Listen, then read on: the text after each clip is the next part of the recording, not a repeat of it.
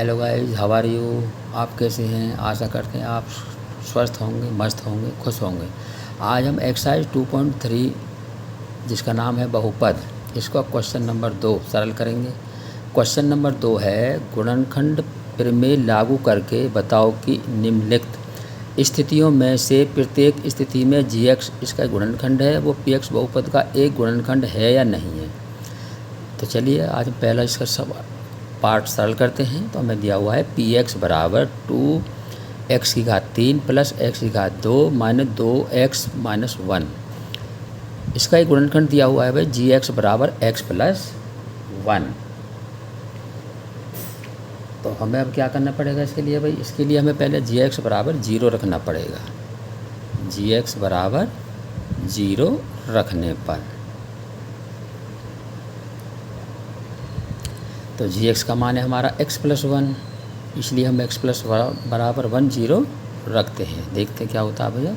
तो x बराबर, ये बराबर का चिन्ह इधर आकर माइनस में हो जाता, तो प्लस का इधर हो जाएगा -1। तो हमें इसकी वैल्यू आई x माइनस 1। अब ये x माइनस 1 बराबर -1 बहुपद px में रखने पर, अब देखते हैं भाई इसका मान 0 आता है नहीं है। देखते हैं इस बहुपद में 0 आता है या नहीं है। तो रखते हैं, पहले हम बहुपद उतार लेंगे। px बराबर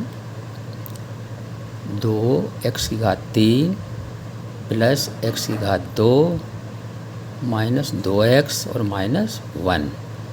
अब x की जगह हम लिखेंगे -1।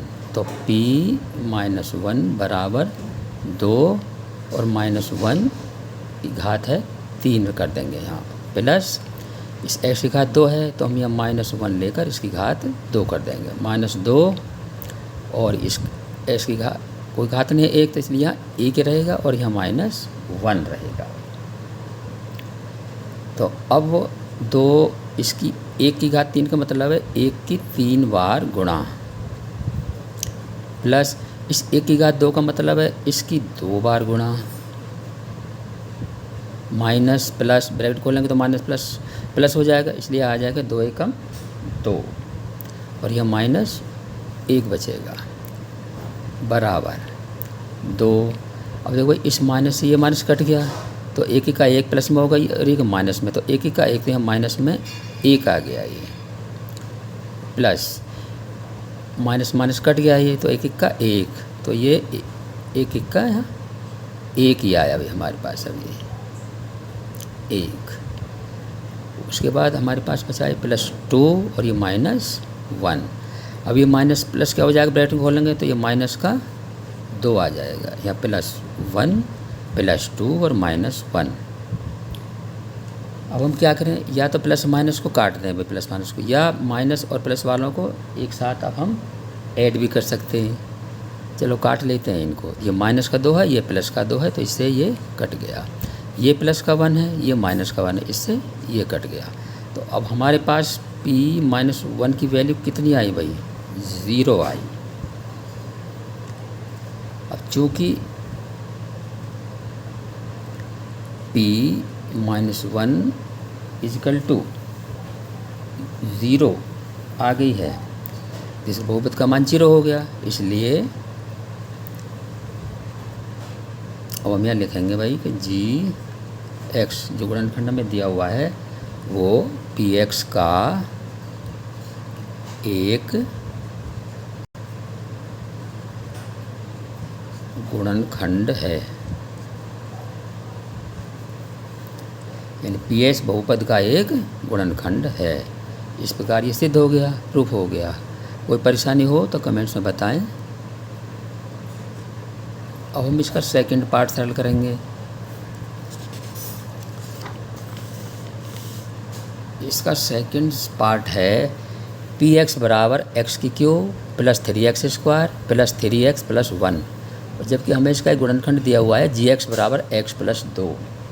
तो हम इसका क्या करेंगे भाई, इसको फिर gx बराबर 2 रखेंगे, क्योंकि अब हमें दिया हुआ है इसका गुणनखंड है कि gx बराबर x प्लस 2। तो अब हम क्या करेंगे भाई, इसको 0 रखेंगे, x बराबर 0 रखने पर, तो इसलिए x प्लस 2 बराबर 0। और x का मान कितना आ जाएगा, हमने आपको पहले बताया था कि प्लस का क्या हो जाता है बराबर में आकर माइनस, और माइनस का इधर आकर क्या हो जाता है बराबर के प्लस। तो ये प्लस 2 इधर आकर माइनस हो जाएगा।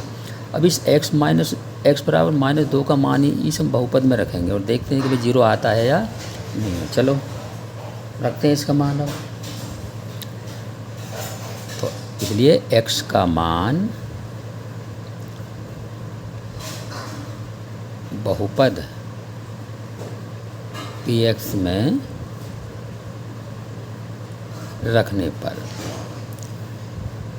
अब इसलिए हम पहले इसका बहुपद उतार लेंगे भाई। px बराबर है x की घात 3 प्लस 3x की घात 2 प्लस 3x और प्लस 1।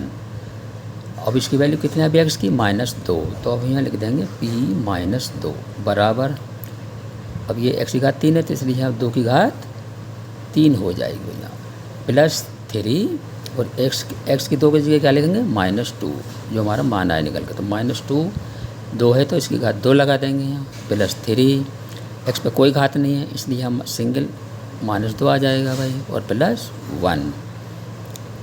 अब -2 की घात 3 का मतलब है 2 की 3 बार गुणा, तो -2 गुणा -2 गुणा -2 प्लस इस 3 के बाद है -2, इसकी घात 2 दी हुई है तो इसका मतलब इसकी 2 बार गुणा -2 और गुणा -2, ये प्लस माइनस आता है भाई, तो 3 दूनी 6 आ जाएगा यहाँ, और प्लस 1 हो जाएगा हमारे यहाँ।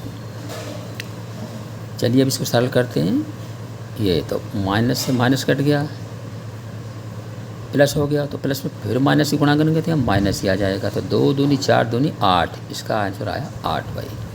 प्लस माइनस से माइनस कट गया, 2 दूनी 4, प्लस हो गया, ये 2 दूनी 4 और 4 दिया 12, तो यहाँ प्लस के आए 12, माइनस के 6 और प्लस का 1। अब हम इसमें क्या करते हैं भाई, अब इसमें करेंगे हम पहले प्लस और प्लस वालों को एक साथ जोड़ लेते हैं, तो 12 प्लस 1, अब माइनस को एक साथ ले आइए भाई, -8 और -6, तो बराबर 12 और 1 13, और ये आगे माइनस के हमारे 8 और 6 14।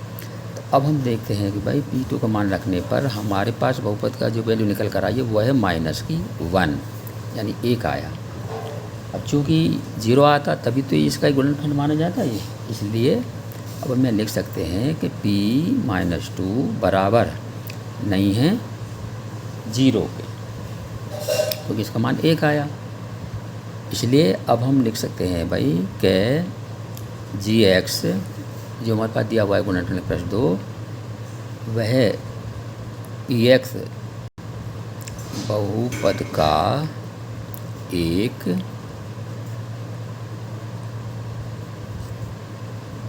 गुणनखंड नहीं है। इस तरह से हमने ये दूसरा सवाल पार्ट इसका सरल कर दिया। आशा करते हैं, आई होप ये वीडियो आपको समझ आ गया होगा।